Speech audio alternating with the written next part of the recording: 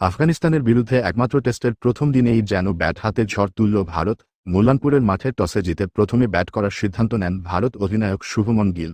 আর সেই সিদ্ধান্ত যে একেবারে সঠিক ছিল তা দিনের খেলা শেষ হতেই স্পষ্ট হয়ে গেল। শুরু থেকেই ভারতীয় ব্যাটারদের ব্যাটে ছিল আত্মবিশ্বাস আর আগ্রাসনের মিশেল। ওপেনার রাহুল দুর্দান্ত ব্যাটিং করে দলের ভিত শক্ত করেন। তার ব্যাট থেকে আসে অনবদ্য ১৭ রান। ৩ নম্বরে নামা সাই সুদর্শনও খেলেন অসাধারণ ইনিংস।